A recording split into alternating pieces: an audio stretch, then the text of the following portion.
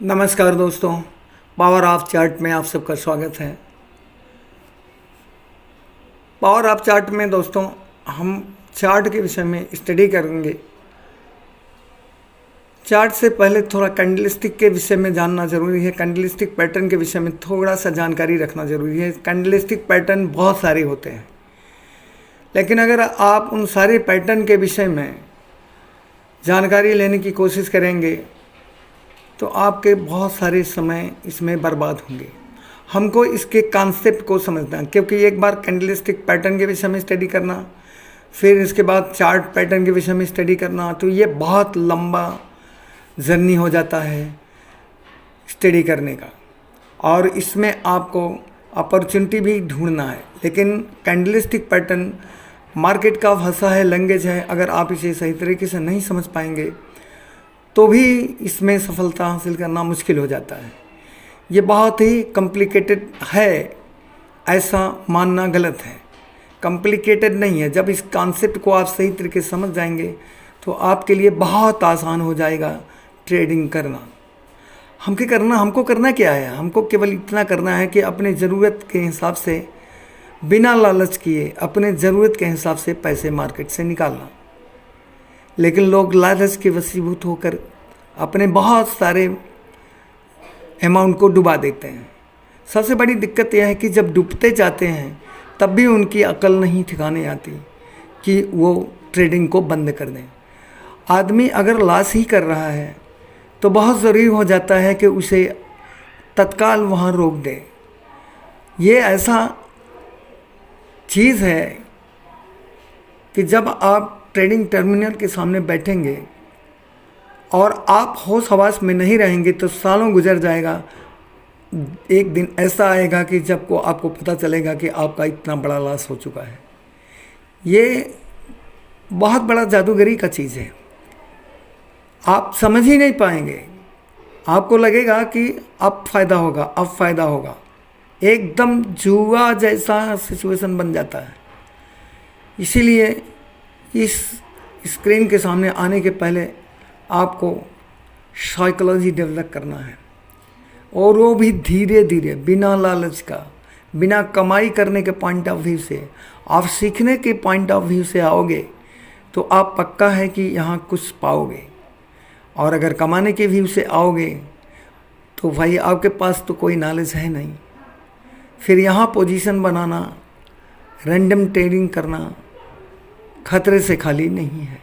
आइए दोस्तों, हम ट्रेडिंग के लिए कैसे चार्ट को देखते हैं। सबसे पहले हमें डेली चार्ट को देखना चाहिए। डेली चार्ट पे क्या सिचुएशन बना हुआ है वो देखना चाहिए। आप एक हफ्ते या 2 हफ्ते के ट्रेडिंग सेशन को देखें, 10 दिन के ट्रेडिंग सेशन को देखें कि किस तरह का मार्केट में स्ट्रक्चर बना हुआ है। आप देखेंगे कि ये जो ट्रेडिंग 10 दिन का ट्रेडिंग सेशन है, अगर गिने इसको 1 2 3 4 5 6 7 8 9 10 11वां ये कैंडल है, तो 10 दिन से मार्केट एक लेवल पे ही, एक कंसोलिडेशन फेज में ही है। इसका सबसे ख़राब क्लोजिंग 282 के समझो।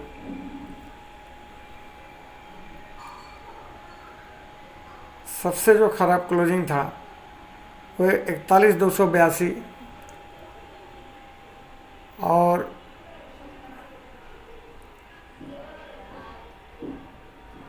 इसके बाद मार्केट आप देखें कि ऐसा दिखा रहा है मार्केट की जैसे ये ऊपर जाने वाला है।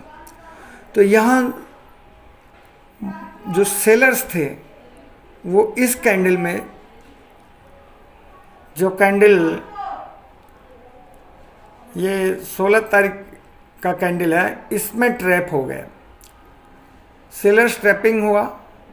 सेलर्स तो अपने पोजीशन को एग्जिट किया, और जो बायर्स थे उनको तो प्रॉफिट हुआ, वो भी एग्जिट किए, और धीरे धीरे मार्केट जो है डाउन की तरफ आया।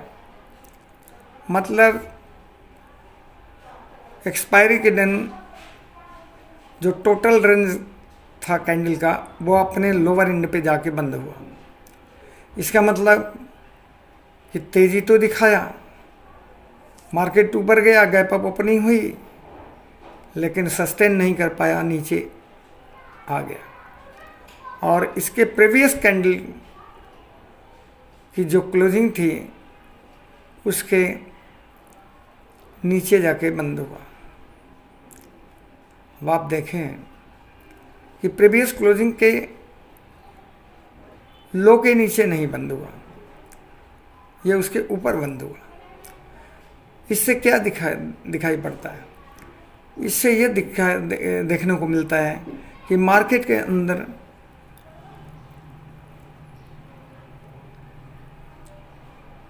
बायर्स वीक पड़ रहे हैं, उनका कंट्रोल, बायर्स का कंट्रोल मार्केट से छूट रहा है। दूसरे दिन मार्केट 17 तारीख को, ये 17 तारीख का कैंडल है, 17 तारीख डेली चार्ट में मार्केट जो है पिछले डे के लो के नीचे खुलता है और धीरे धीरे धीरे धीरे ये नीचे की तरफ निकल जाता है। और जैसे ही ये 41,282 के नीचे जाता है तो ये इसमें फास्ट गिरावट आ जाती है। कहने का मतलब यह है कि इस तरह से आप जब एनालाइज करेंगे कैंडल को, आपके पास एक एनालिटिकल माइंड होना ज़रूरी है।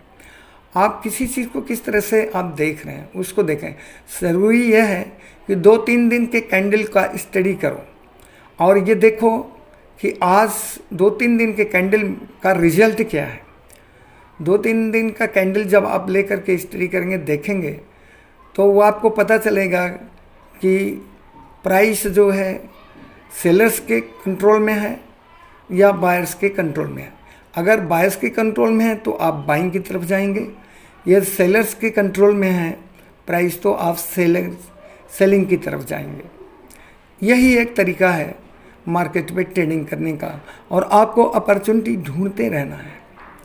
कहीं भी ट्रेड करोगे तो पैसा नहीं मिलने वाला है। आपको वो प्राइस पॉइंट ढूंढना है, वो पॉइंट ढूंढना है जिसको एरिया ऑफ मनी या एरिया ऑफ कॉन्फ्लुएंस बोलते हैं। ये ऐसे पॉइंट को area of Confluence, area of money, area of value कहा जाता है, जहाँ पे आप पोजीशन बनाते हैं और आपको प्रॉफिट होता है। मार्केट में दोस्तों कोई भी 100% कोई भी सेटअप नहीं है और ना 100% किसी चीज़ की गारंटी दिया जा सकता है। हाँ, लेकिन अपॉर्चुनिटी आपको मिलेगी और उसमें आप पोजीशन बनाएंगे।